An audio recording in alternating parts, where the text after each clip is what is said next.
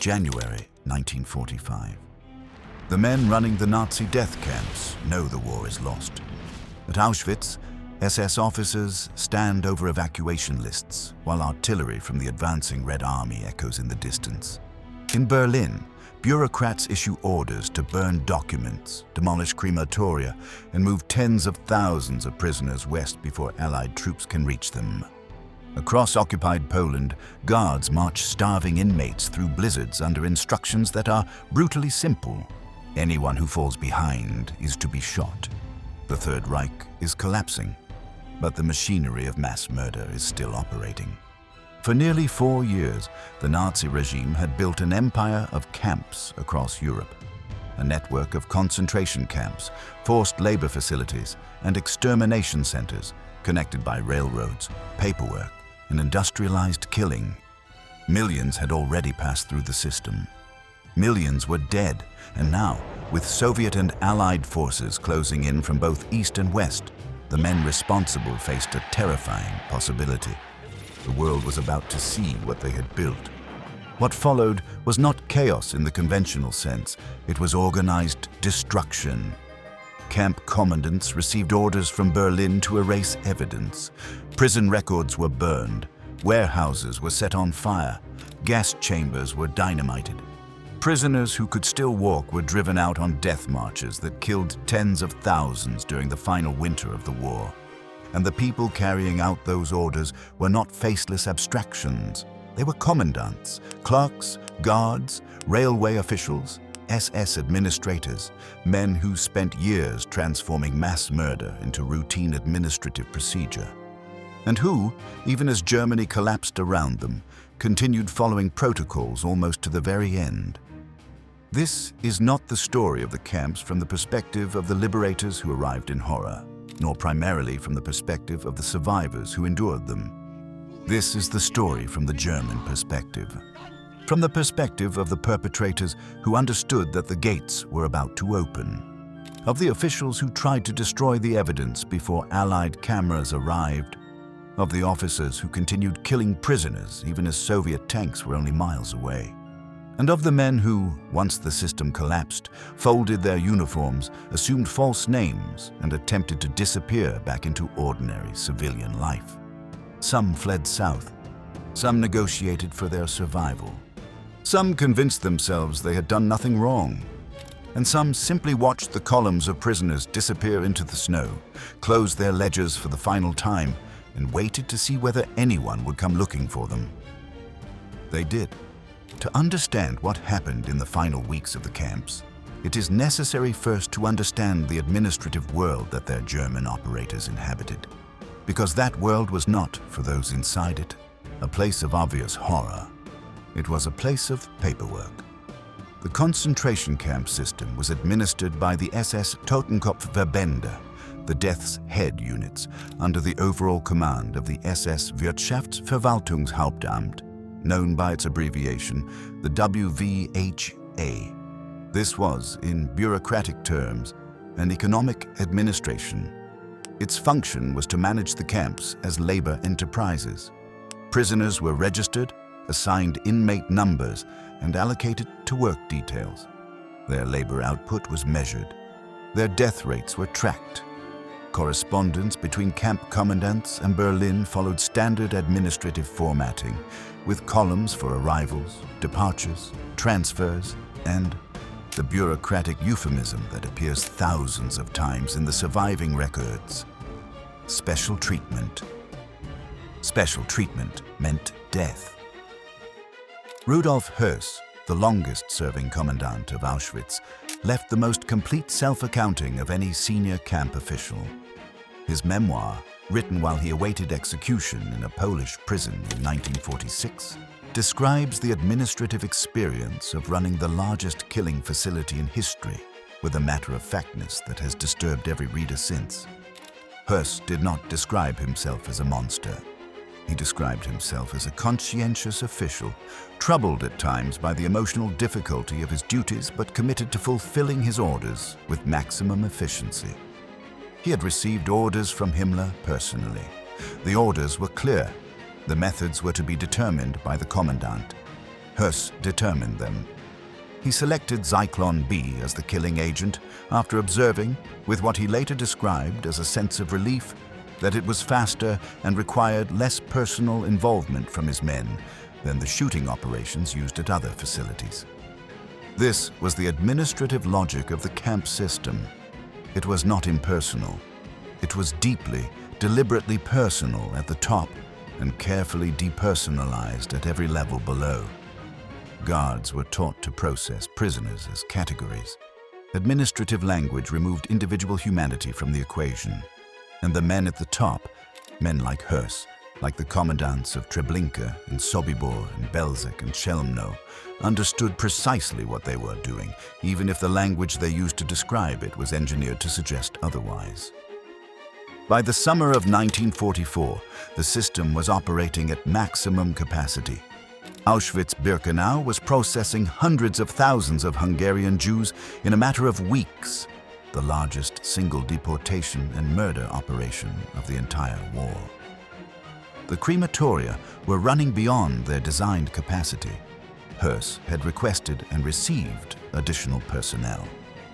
Additional rail capacity was being arranged with the Deutsche Reichsbahn, the national railway, whose officials processed the transport orders as routine freight scheduling. It was, by the internal logic of those who ran it, working. And then the front began to move. The first systematic effort to conceal what the camps contained began not in 1945, but in 1942, almost from the moment the extermination facilities became operational. Heinrich Himmler, Reichsführer SS and the architect of the camp system, understood from the beginning that the killing operations represented a political and legal vulnerability. In the summer of 1942, he ordered the exhumation and cremation of mass graves across the occupied Eastern Territories, a project codenamed Operation 1005, run by SS Standartenführer Paul Blobel. Its purpose was explicit: to destroy the physical evidence of mass murder before it could be examined. Blobel's units worked for 2 years. They exhumed hundreds of thousands of bodies across the occupied Soviet territories, Poland, and the Baltic states. They burned them. They crushed the remaining bones. They leveled the sites and, in some cases, planted crops over them. By 1944, with the Red Army advancing steadily westward, Berlin's concern about the physical evidence at the camps became acute.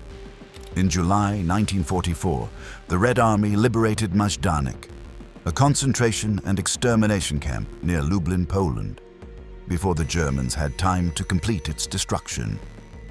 The intact gas chambers, crematoria, and warehouses full of prisoner belongings provided Soviet investigators with direct, irrefutable evidence of systematic mass murder.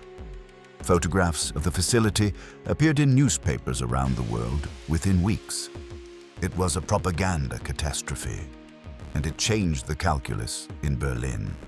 Himmler issued new orders. The extermination camps in Poland, Treblinka, Sobibor, Belzec, Chelmno, had already been largely demolished as their operational phases ended. But Auschwitz, Stutthof, Gross Rosen, and the vast network of sub-camps attached to them were still functioning. Instructions went out. The installations were to be prepared for destruction. The crematoria were to be dismantled. Documents were to be burned, and if the facilities could not be destroyed before the liberating forces arrived, the prisoners were to be removed. The prisoners were not to be liberated. They were liabilities. They were witnesses. And in the calculation of the men running the system, a witness who could walk was a witness who could be marched. The death marches had begun. January 17th, 1945. The guns of the Red Army are audible from within the perimeter of Auschwitz. The decision to evacuate the camp had been made days earlier. Approximately 60,000 prisoners remained, those too weak to have been killed already, or those whose labor was still considered useful.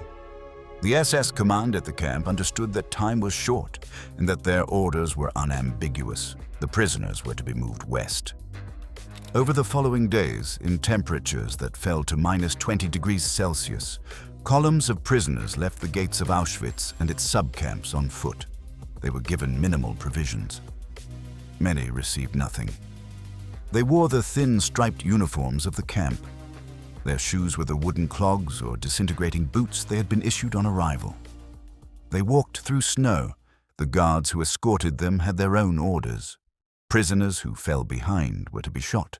Prisoners who collapsed were to be shot. Prisoners who attempted to escape were to be shot. The logic was identical to the logic of the camp itself. Efficiency, documentation, and the elimination of any element that impeded the orderly movement of the column. Those guards were not exceptional men. The historical record of their backgrounds, assembled painstakingly by researchers across the post-war decades, reveals the same profile found throughout the camp system. Ordinary men from ordinary German towns and cities drawn into the SS apparatus through a combination of career ambition, ideological commitment, and institutional conformity. Some were zealots. Most were functionaries. All participated. Survivor testimony from the Auschwitz marches is among the most harrowing in the entire historical record of the war. Elie Wiesel, who survived the march from Auschwitz to Gleiwitz as a 15-year-old, described it in his memoir, Night. A column of men moving through darkness and snow, men dying beside him, the sound of gunshots behind marking each prisoner who could no longer continue. From the German perspective, the march was a logistics operation. Senior SS officers monitored the column's progress. The WWII in Berlin received reports on numbers departed, numbers arriving, and numbers, the euphemism again, lost in transit. The total number killed on the death marches from all camps in the winter of 1944 to 45 is estimated by historians at between 15,000 and 100,000, with the higher estimates considered more accurate by most scholars. The range reflects the incomplete state of German records. Many of the shooting incidents along the march routes were not documented. There was no administrative requirement to record individual deaths in the open countryside. Only the numbers mattered. And in the accounting of the men who ordered the marches, the numbers that mattered were the numbers who arrived, not the numbers who did not. Who were the men in command of the camps as the end approached? What did they know? And what did they do? The historical record is uneven. Some commandants left detailed accounts. Others said almost nothing in subsequent trials. Some were never captured at all. But the patterns that emerge across their testimonies and documented actions are remarkably consistent. Richard Baer, who succeeded Höss as commandant of Auschwitz in May 1944, supervised the final months of the camp's operation and the initial evacuation orders. He was captured by German authorities in 1960, having lived for 15 years under a false identity as a forest worker, and died of heart failure while awaiting trial in 1963. He said almost nothing of substance to his investigators. Paul Werner Hoppe, commandant of Stutthof camp on the Baltic coast near Danzig, oversaw the evacuation of his camp in January 1945, initially by sea, then by marches south and west as the situation deteriorated. He successfully hid his identity after the war and lived freely in West Germany until 1953, when he was identified and arrested. He was tried twice, acquitted in the first proceeding, convicted in the second, and served a partial sentence before his release. Fritz Sören, commandant of Ravensbrück, attempted to surrender to Allied forces in May 1945 while accompanied by British SOE agent Odette Sansom, whom he appears to have hoped would help secure his survival. The effort failed. Sören was later arrested, tried by a French military tribunal for war crimes, and executed in 1950. What these cases share is a pattern of behavior in the final weeks that is consistent and revealing. The continuation of killing until the very last possible moment, followed by rapid attempts to assume false identities or otherwise escape accountability. There was no collective decision among the commandants to stop. There was no recorded instance of a senior camp official refusing orders on moral grounds. The system continued to function as a system until the physical circumstances of encirclement and collapse made continuation impossible. Höss himself, arguably the most important single figure in the camp command structure, had left Auschwitz in November 1944 when he was transferred to a senior administrative role in the WWII. He later returned briefly to supervise elements of the evacuation. He was arrested by British forces in March 1946, disguised as an agricultural laborer named Franz Lang, identified through information provided by his own wife. He was tried in Warsaw, convicted, and hanged at Auschwitz on April 16, 1947, at the site of the first gas chamber he had ordered built. His memoir, completed in prison, remains one of the most studied documents in Holocaust scholarship, not because it contains remorse, but because it contains almost none. It is the record of a man who, to the end, understood what he had done in administrative terms, but appeared genuinely incapable of understanding it in human ones. That incapacity, documented, consistent, and apparently sincere, is among the most disturbing things the historical record of this period contains. January the 20th, 1945. 3 days after the evacuation columns had departed, the SS detachments remaining at Auschwitz-Birkenau began the work they had been ordered to do. The crematoria were to be demolished. Crematoria 2 and 3, the large modern facilities at Birkenau, each capable of processing thousands of bodies per day, were blown up with explosives on January 20th.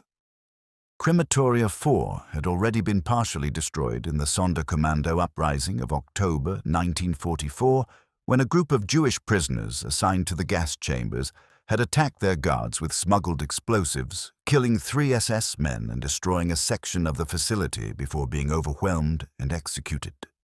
The SS completed the demolition. Crematorium 5 was destroyed on January 26th, 1 day before the Red Army arrived. The administrative records were burned in large quantities. Warehouses containing prisoner belongings were set alight, but the operation was hurried, incomplete, and overtaken by events. The 60 or so kilometers between Auschwitz and the advancing Soviet front were being consumed at a rate faster than the demolition teams could work. When soldiers of the 60th Army of the First Ukrainian Front entered the Auschwitz complex on January 27, 1945, they found approximately 7,000 prisoners remaining. Those too ill to be evacuated, left by the retreating SS in the certainty that they would die before any liberating force could reach them. The Soviet soldiers found warehouses that the fires had not fully consumed. Inside were vast quantities of personal belongings: eyeglasses, shoes, children's clothing, prosthetic limbs, 7,000 kilograms of human hair packaged for industrial shipment to German textile manufacturers. They found the gas chambers, partially demolished but structurally recognizable. They found the ruins of the crematoria. They found the camp records that had not been burned, enough to provide a partial accounting, enough to give investigators a framework, though the full scale of what had happened at Auschwitz would take years of scholarly work to establish. And they found the survivors. 7,000 human beings in an advanced state of starvation and disease, in the dead of a Polish winter, in a facility whose heating and water infrastructure had been deliberately damaged by the retreating SS's. Soviet army physicians who entered the camp described in their official reports scenes that exceeded their capacity for clinical detachment. The reports are precise. Measurements of prisoner body weights, documented disease presentations, casualty projections. But in their margins, some Soviet officers wrote personal observations that are not clinical at all. One officer wrote simply, "This is not a place that was made by a war. This is a place that was made by a decision." He was correct.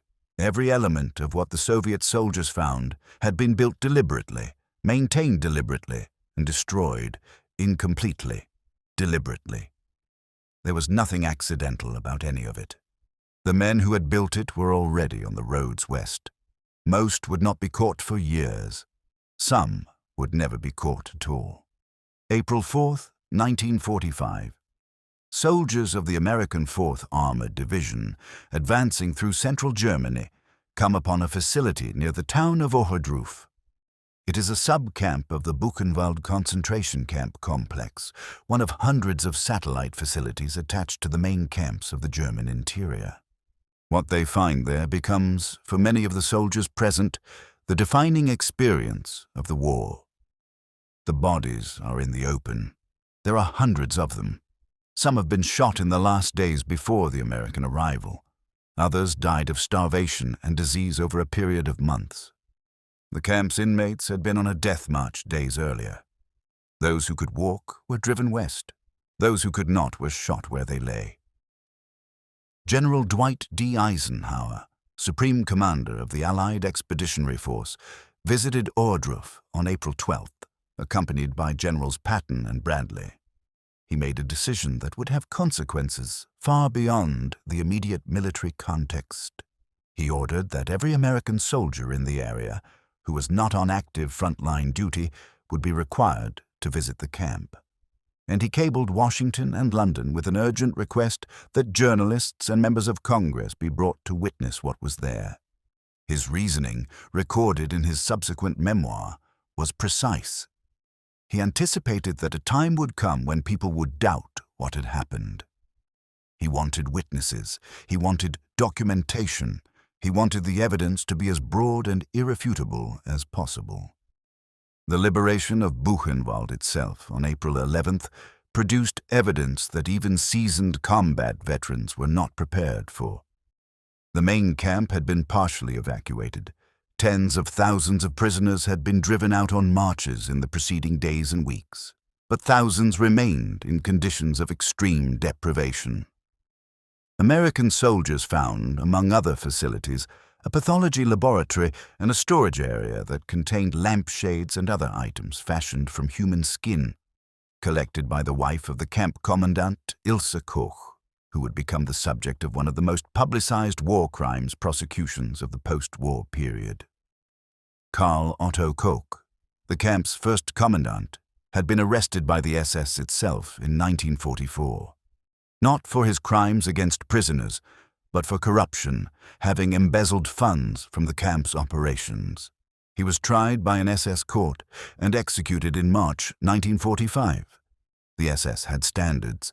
They simply had nothing to do with the welfare of the people in their custody. Bergen-Belsen, liberated by British forces on April 15, 1945, presented a different and in some ways more immediately shocking scene. Bergen-Belsen had not been an extermination camp. It had no gas chambers. But in the final months of the war, as evacuees from camps further east were driven into it, its population had grown far beyond any capacity to sustain life. Disease was rampant. Typhus, dysentery, and tuberculosis spread unchecked. The food supply had effectively ceased. When British soldiers entered the camp, they found approximately 60,000 prisoners and approximately 13,000 unburied bodies. The British commander negotiated the handover of the camp with the SS garrison in advance. A surreal transaction in which the SS officers presented themselves as having managed a difficult situation as well as circumstances permitted.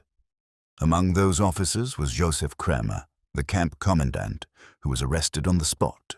He would be tried and executed the same year. The German camp staff at Bergen-Belsen were ordered by British commanders to collect and bury the dead.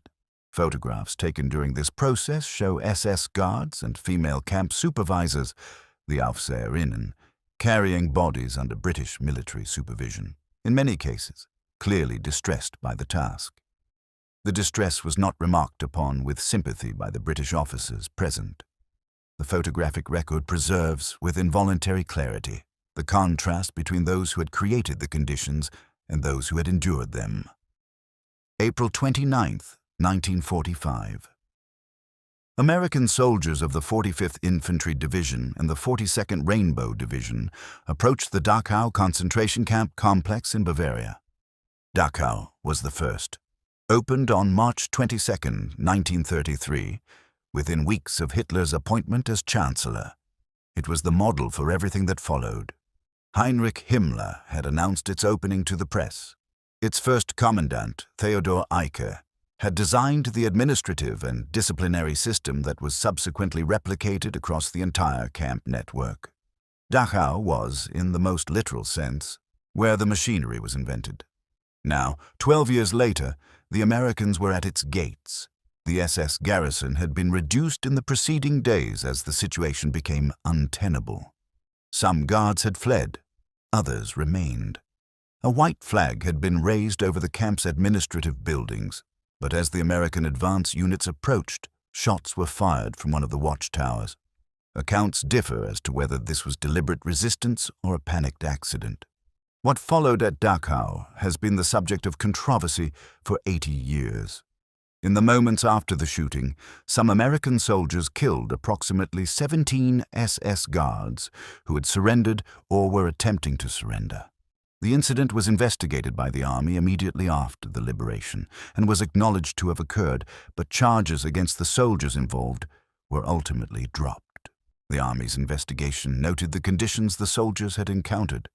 The rail cars outside the camp perimeter, loaded with the bodies of prisoners who had died on transport. The interior of the camp itself. The surviving prisoners. It is the only documented instance of American soldiers killing surrendered enemy combatants during the liberation of a camp. The historical literature has treated it with considerable nuance, noting both that it represented a violation of the laws of war and that the context in which it occurred was unlike any context in which the laws of war had previously been applied. Martin Weiss, the last commandant of Dachau, had fled 3 days before the American arrival, leaving a skeleton staff. He was captured later, tried at the Dachau trials, a series of American military tribunal proceedings held in the camp itself beginning in November 1945, convicted and executed in 1946. The Dachau trials were the first systematic prosecution of camp personnel by Allied authorities. 40 SS members were tried in the first proceeding alone. 36 were sentenced to death. The rest received prison terms. The speed and decisiveness of the proceedings reflected both American determination and the overwhelming quality of the evidence, which included not just physical documentation, but the testimony of hundreds of survivors and, in many cases, the testimony of the accused themselves, who displayed remarkable consistency in believing that following orders was an adequate legal and moral defense. It was not. The tribunals established with considerable precision that it was not. As the camps were being liberated one by one, Heinrich Himmler was attempting to negotiate. By April 1945, Himmler had arrived at a conclusion that was as delusional as it was revealing. He believed that the Western Allies might accept a separate peace with Germany, provided it was brokered through him rather than Hitler. He believed, specifically, that the Western powers could be persuaded to overlook the camp system in exchange for German military cooperation against the Soviet Union, which he calculated was their real long-term enemy. He was, in the crudest possible sense, trying to trade prisoners for relevance. His interlocutor was Count Folke Bernadotte of Sweden, a prominent humanitarian official and vice president of the Swedish Red Cross. Through a Swedish intermediary, Himmler requested a meeting. Bernadotte agreed. On April 23, 1945, the two men met in the Swedish consulate in Lübeck. What Himmler proposed was an extraordinary document of self-delusion. He offered to surrender German forces on the Western Front while continuing to fight the Soviets. He offered this on behalf of himself, not Hitler, whom he implicitly acknowledged could no longer be the basis of any negotiation. And he offered it, apparently without irony, as a gesture of goodwill from a man who had overseen the systematic murder of millions. Bernadotte listened. Then he relayed the proposal to the Allied governments. Churchill and Truman refused immediately and categorically. Himmler's approach to Bernadotte was reported to Hitler within days. Hitler, still in the Berlin bunker, learned of it on April 28th and responded with an explosion of rage, stripping Himmler of all offices and ordering his arrest. The man he had trusted most with the most secret and most terrible aspects of his regime had, in the end, tried to sell him. Himmler fled. He obtained false documents identifying him as a minor official of the field security police. He shaved his mustache. He wore an eye patch. He joined a column of fleeing Germans moving west. He was stopped at a British checkpoint on May 21, 1945. A junior British officer, suspicious of the identity documents, detained him for interrogation. The following day, Himmler identified himself. A physician was summoned to conduct a medical examination. During the examination, Himmler bit down on a cyanide capsule he had concealed in his mouth. He died within minutes. The architect of the camp system, the man who had ordered its construction, its expansion, its operation, and its partial destruction, died in a British examination room by his own hand before he could be made to account for any of it in a court of law. The question of what Himmler's testimony at Nuremberg might have revealed, what orders had been given, what had been authorized at the highest level, what decisions had been made and how, is one of the significant gaps in the historical record. What he knew he took with him. The International Military Tribunal at Nuremberg convened on November 20th, 1945. 24 senior Nazi officials faced charges of crimes against peace, war crimes, and crimes against humanity. The third category, crimes against humanity, was new to international law. It had been created because existing legal frameworks had no adequate language for what the camps represented. The defense strategy adopted by most of the accused was consistent. They had followed orders. They had not known the full extent of what was occurring. Their individual role had been limited and administrative. Responsibility lay elsewhere, with Hitler, who was dead, with Himmler, who was dead, with men who had given orders and were no longer available to confirm or deny them. Hermann Göring, the highest-ranking surviving Nazi official, presented the most aggressive defense, not of the crimes themselves, which he did not wholly deny, but of the legitimacy of the tribunal. He argued with considerable forensic skill that the proceedings were victor's justice, that the Allies were applying standards retroactively to German conduct that they had not applied to their own. His argument did not save him. He was convicted on all 4 counts and sentenced to death. He died like Himmler by biting a cyanide capsule hours before his scheduled execution. Ernst Kaltenbrunner, who had succeeded Reinhard Heydrich as head of the SS security apparatus after Heydrich's assassination in 1942, denied direct knowledge of the extermination program, despite documentary evidence linking him explicitly to its administration. He was convicted and executed. Hans Frank, the Governor-General of occupied Poland, in whose territory the major extermination camps had operated, underwent what observers described as a genuine psychological collapse during the proceedings. He converted to Catholicism. He expressed remorse. He acknowledged guilt in terms that were more explicit than any other defendant. He was convicted and executed. Albert Speer, Hitler's chief architect and minister of armaments, was among the defendants who claimed ignorance of the extermination program, a claim that historians have disputed at length in the decades since. He was convicted of war crimes and crimes against humanity for his use of forced labor, but received a prison sentence rather than death.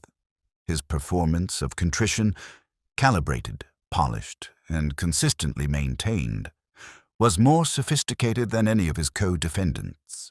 Whether it was sincere is a question historians have never agreed upon. What the Nuremberg proceedings established, beyond their immediate verdicts, was a body of precedent and documented evidence that would shape international law for the remainder of the 20th century. The judgments established individual criminal responsibility for state-organized atrocity. They established that following orders was not an exculpatory defense, and they created an evidentiary record.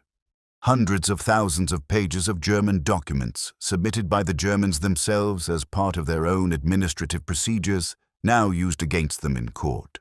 That remains the foundation of Holocaust documentation. The defendants at Nuremberg had not expected to be held accountable because they had not expected to lose. Their explanations, self-justifications, and occasional expressions of remorse were shaped entirely by the fact that they had. What those same men would have said and done in a world where Germany had won is a question the evidence does not answer. But their behavior in the years before defeat suggests the answer clearly enough. 21 men stood in the dock at Nuremberg. The system they had served had required hundreds of thousands of participants. Most of those participants were never tried. The immediate post-war period was characterized by both the urgency of prosecution and the practical impossibility of its full execution. Germany was in ruins. Europe was in chaos. Millions of people were displaced. The documentation of individual guilt, even where the crimes were not in doubt, required investigative resources that the Allied powers could not indefinitely sustain. By 1948, with the Cold War hardening, the strategic priorities of the Western powers had shifted in ways that made the continued pursuit of former Nazis increasingly inconvenient. Senior SS officers who had served in camp administration were among those who benefited from this shift. Many successfully obtained false documents through the networks described earlier in this account. Many changed their identities and resumed civilian lives in Germany or Austria. Some, as noted in the case of Richard Baer, worked as laborers or tradesmen for years before being identified. Others left Germany entirely, reaching South America or the Middle East with the assistance of the organizations that ran the escape networks. The men who hunted them operated largely without institutional support. Simon Wiesenthal, who had survived Mauthausen and several other camps, opened a documentation center in Vienna in 1947 and spent the following 50 years building cases against former Nazis. His organization identified and contributed to the prosecution of more than 1,000 war criminals. He was motivated, as he explained in multiple interviews over the decades, not by vengeance but by accountability, by the principle that a society that did not prosecute crimes of this nature was implicitly condoning them. The capture of Adolf Eichmann in 1960 was the operation that most dramatically demonstrated both the persistence of the pursuit and its political complexity. Eichmann, who had managed the logistics of the deportations that had fed the extermination camps, had been living in Argentina under the name Ricardo Clement for 10 years. He was located by Israeli Mossad agents, abducted from a Buenos Aires suburb, and brought to Israel for trial. His trial in Jerusalem in 1961 was the first war crimes proceeding to be broadcast live on television. It produced one of the most discussed observations in the literature of the Holocaust, Hannah Arendt's characterization of Eichmann as representing not the face of extraordinary evil, but of something more disturbing, the capacity for ordinary men to commit extraordinary crimes through bureaucratic compartmentalization and the abdication of individual moral judgment. Josef Mengele, the Auschwitz physician who had conducted medical experiments on prisoners and performed the selections on the arrival ramp, determining with a gesture who would live and who would die, evaded capture for 34 years. He lived in Argentina, then Paraguay, then Brazil. He was periodically located by intelligence services but never arrested. He died in 1979 while swimming off the Brazilian coast at the age of 67. His remains were identified by forensic examination in 1985, then confirmed by DNA testing in 1992. He died a free man. Klaus Barbie, the Gestapo chief of Lyon, who had been responsible for the torture and deportation of thousands of French Jews and resistance members, was employed by American intelligence after the war, then assisted in his escape to Bolivia when his past became known. He lived in Bolivia for decades under the name Klaus Altmann. He was identified in 1972 by Nazi hunters Serge and Beta Klarsfeld, expelled from Bolivia in 1983. tried in France and convicted in 1987 of crimes against humanity. He died in prison in 1991. These cases are not anomalies. They are representative of the tens of thousands of individuals who participated in the camp system at various levels and who were never brought to any legal accounting. The full extent of participation, the guards, the administrators, the railway workers, the manufacturers who supplied the camps, the physicians who provided medical cover for the selections, was never prosecuted because it could not be. It was too large. The German perspective on the liberation of the Nazi death camps is not a perspective of horror at what was found. It is a perspective of calculation. From the first orders to destroy evidence in 1942, to the death marches of January 1945, to the false identities assumed in the weeks after liberation, the men who ran the camp system responded to the approach of accountability in the same way they had responded to every other operational challenge. Systematically, administratively, and with a primary focus on institutional and personal survival. They burned what they could. They marched the witnesses west. They assumed false names. They told tribunals they had followed orders. They expressed remorse, when it served them, to courts that might spare their lives. They denied knowledge of details they had themselves documented in meticulous German administrative records. And many of them succeeded, not in the sense that they escaped justice entirely, though many did, but in the sense that the full accounting of what they had done was never completed and has never been completed in the 80 years since the camps were opened. This is the most important thing the German perspective reveals. Not that there were monsters in uniform, though some were. Not that the system was run by men uniquely and irredeemably different from the rest of humanity. The historical evidence does not support that comfortable conclusion. What it reveals is that a functioning modern state, with standard bureaucratic structures and ordinary men in its administrative roles, was capable of building and operating an industrial system of murder, and that the same bureaucratic logic that built the system also governed its dismantling. The crematoria were blown up on schedule. The documents were burned on orders. The prisoners were marched on instructions relayed through official channels. When the commandants fled, they followed routes that had been prepared. When they faced tribunals, they mounted legal defenses. The system, even as it collapsed, behaved like a system. That is the fact that the liberation of the camps placed before the world in the spring of 1945, and the fact that the world has been attempting to fully absorb ever since. Elie Wiesel, survivor of Auschwitz and Buchenwald, accepted the Nobel Peace Prize in 1986 with words that returned, as he always returned, to the question of witness and memory. He said, "We must always take sides.